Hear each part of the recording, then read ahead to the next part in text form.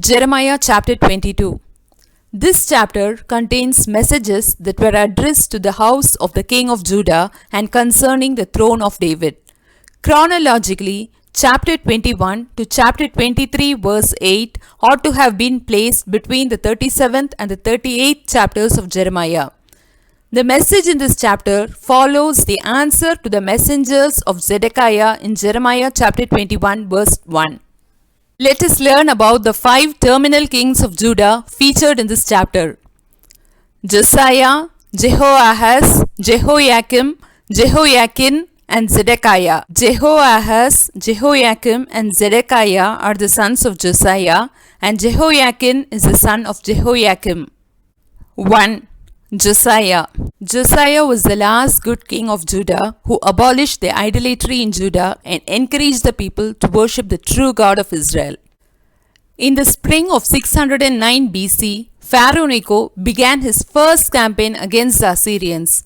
So, Pharaoh Necho went up against the king of Assyria to the river Euphrates via Israel's Jezreel Valley, also known as the Valley of Megiddo, in the northern district of Israel.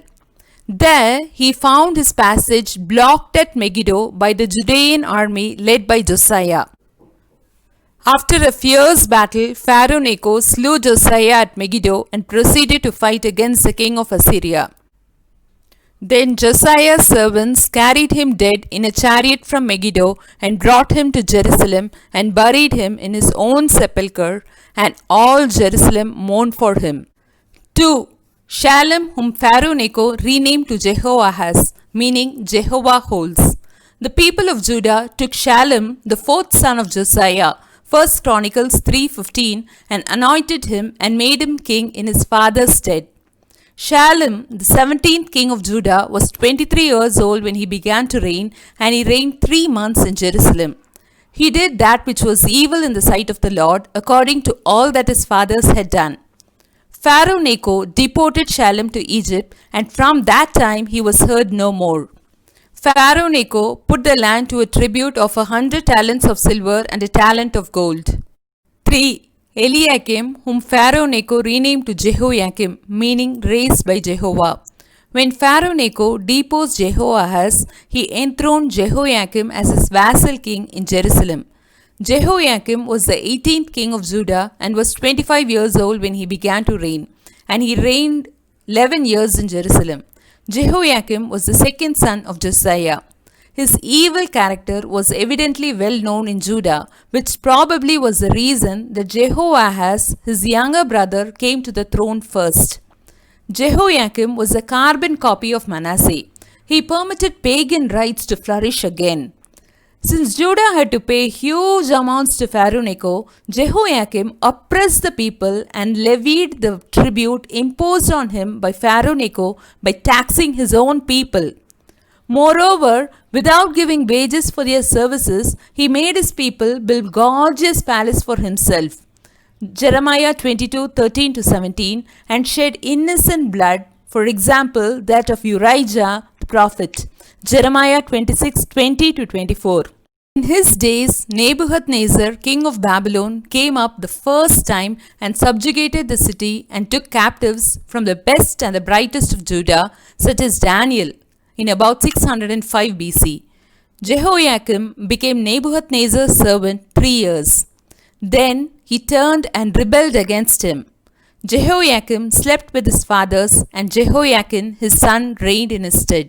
The king of Egypt came not again any more out of his land, for the king of Babylon had captured from the river of Egypt unto the river Euphrates all that pertained to the king of Egypt. 4. Coniah or Jeconiah or Jehoiakin, meaning Jehovah establishes. Jeconiah was the son of Jehoiakim. This 19th king of Judah was 18 years old when he began to reign, and he reigned 3 months and 10 days.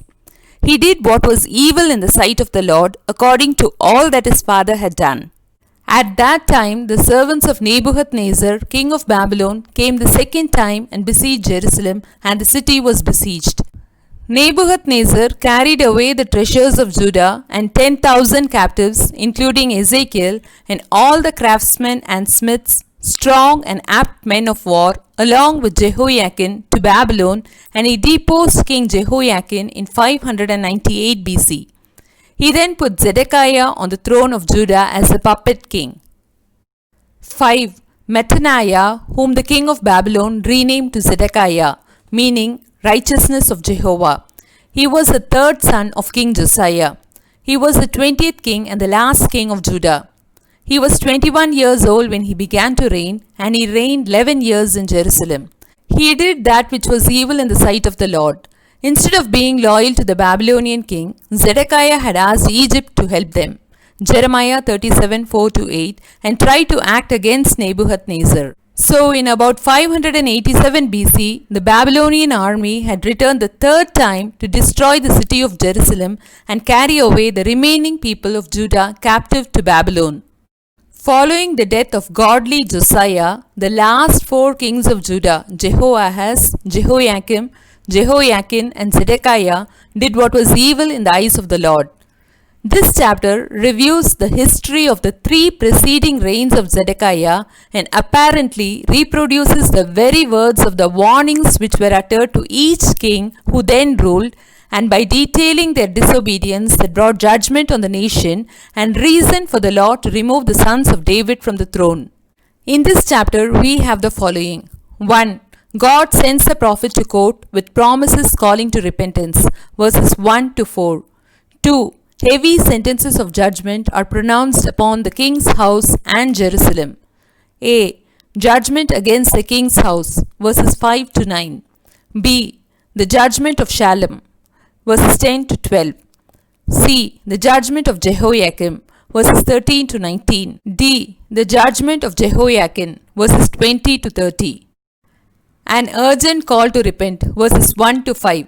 Verse 1. Thus saith the Lord, Go down to the house of the king of Judah and speak there this word. That is, descend down from the temple of the Lord to the palace of Zedekiah, who is now the reigning king, and reprove the king and all his princes. Verse 2. And say, Hear the word of the Lord, O king of Judah, that sittest upon the throne of David, thou and thy servants and thy people that enter in by these gates. Zedekiah's servants are here addressed because they were the courtiers and nobles who had counseled Zedekiah to rebel.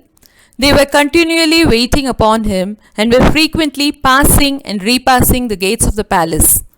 The word of the Lord concerned not the king alone, but all those in the places of magistracy and also all the people of Jerusalem and Judah. That sittest upon the throne of David. Throne of David. This refers to the Davidic covenant of 2 Samuel 7:3-17, in which God promised David that his descendants will rule over Israel. The king of Judah is spoken to as sitting upon the throne of David, the man after God's own heart. Jeremiah reminded Zedekiah of his ancestor David, whose successor he was, that he might be prompted to follow his example. He puts in mind God's faithfulness and promises to David's family that if they would live in obedience to his will, 1 Kings 8:25, then there will always be one of David's ancestors sitting on the throne of David. Verse 3. Thus saith the Lord, Execute ye judgment and righteousness, and deliver the spoiled out of the hand of the oppressor. The king here had to be aware that he was king because God put him there.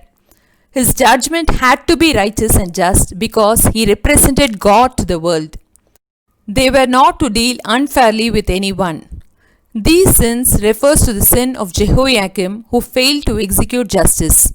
Jehoiakim, by oppression, levied the tribute imposed on him by Pharaoh Necho, king of Egypt, by taxing the people. 2 Chronicles 36:3. He took their labor without pay. Jeremiah 21:12, to build gorgeous palaces for himself. He shed innocent blood, for example, that of Urijah the prophet. Jeremiah 26:20-24. Verse 4 says that if the king diligently and carefully attends to this word of exhortation and constantly perform the duties required, then there shall never be any want of successors of the seed of David. They would enjoy a perfect tranquility and live in a great state and dignity. In verse 5, Jeremiah warned the king that repentance and the doing of justice would be rewarded. Rejection would be punished. The choice was again set before Judah and her rulers.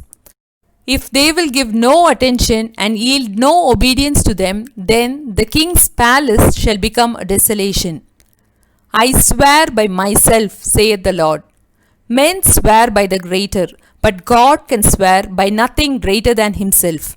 And that is the reason why he swears by himself. Hebrews 6:13.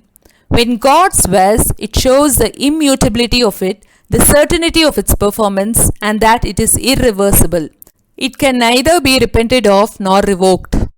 The coming judgment, verses 6-7. Verse 6. For thus saith the Lord unto the king's house of Judah, Thou art Gilead unto me, and the head of Lebanon. Yet surely I will make thee a wilderness, and cities which are not inhabited. He compares Jerusalem to Gilead, which is beyond the Jordan, and the beauty of Judea to Lebanon. Gilead is a very fruitful country and is famous for wealth, riches, and all kinds of valuable things. This was the reason that the Reubenites, Gadites, and the half-tribe of Manasseh asked Moses for this portion. The oaks of Bashan in the Gilead district, Isaiah 2:13, Zechariah 11:2, were as famous as Gilead, with fertile pastures. It was also famous for spicery, balm, and myrrh, Genesis 37:25. The head of Lebanon, that is, the top of Mount Lebanon, is set with tall cedars, a fit symbol of glory and sovereignty. Isaiah 37:24, Ezekiel 17:3. Gilead and Mount Lebanon belong to the 10 tribes of Israel and signify the whole kingdom of Israel, which was wasted by the king of Assyria, Tiglath-Pileser. 2 Kings 15:29. Now it is a wilderness and not inhabited. There is a point of comparison here. Although Jerusalem, which is high upon the top of the mountains, is beloved before God, if the royal palace at Jerusalem does not obey God's command and are unfaithful to him, a likewise destruction would happen, notwithstanding all its riches and grandeur. Verse 7. And I will prepare destroyers against thee. These destroyers, God says, shall not only be edged with their own lusts and malice, but commissioned, consecrated, influenced, and directed by the wise providence of God, and shall come sufficiently prepared for their work to execute God's counsels and purposes. And they shall cut down and burn thy buildings, which are made of goodly cedars. Every one with his weapons, not a single man only as Nebuchadnezzar, but him and his army, every one of the destroyers prepared with proper instruments to do execution. The choice cedars are the princes of the royal house of Judah, and the chief counselors and generals and other persons of rank and distinction. The most indestructible cedar wood would be burnt and destroyed. The destroyed city will become a monument of God's wrath because they transgressed against God's covenant. The nations ask why. Verses 8-9. Verse 8. And many nations shall pass by this city, and they shall say, every man to his neighbor, Wherefore hath the Lord done thus unto this great city? Jeremiah pictured the people of the nations seeing the destruction of Jerusalem and wondering why. Were these not the people of God? Was the God of Israel weaker than the gods of the Babylonians? The nations had once seen Israel as a very strong and great city in the east, and a rich and populous city that had been called the city of God and the place of his special residence. It was the joy of the whole earth, a city peculiarly dear to the Lord and greatly honored by him with his presence, worship, and ordinances. The nations would be astonished to see a scene of ruin and destruction and would wonder why. Deuteronomy 28:37. It would excite the wonder of all and would become a spectacle of God's vengeance. Verse 9. Then they shall answer, because they have forsaken the covenant of the Lord their God and worshipped other gods and served them. The answer to the question of the nations was simple. It was because Judah departed from the Lord, forsaking their covenant with him. They would know that their idolatry, stupidity, and ingratitude led to this destruction. The covenant in view here is the Mosaic covenant, Exodus 23, Deuteronomy 5:7. The message about Shalom, also called Jehoahaz, verses 10 to 12. Verse 10. Weep ye not for the dead, neither bemoan him, but weep sore for him that goeth away, for he shall return no more, nor see his native country. Jeremiah now adds for Zedekiah's warning the history of three thrones which were not established. The first is that of Shallum, the successor of Josiah, who took the name of Jehoahaz at his ascension. Weep ye not for the dead.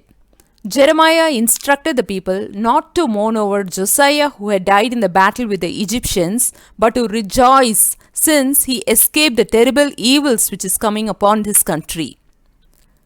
But weep sore for him that goeth away, namely Jehoahaz the son of Josiah, called Shallum, whom Pharaoh Necho had carried captive into Egypt without hope of return. 2 Kings 23:30-34. He died in exile in Egypt. Isaiah says, weep not for Josiah, but for his son Shallum, who is likely to live and die a wretched captive. The fate of the people and Jehoahaz was worse than Josiah's because they would remain alive but will never be able to return to the promised land.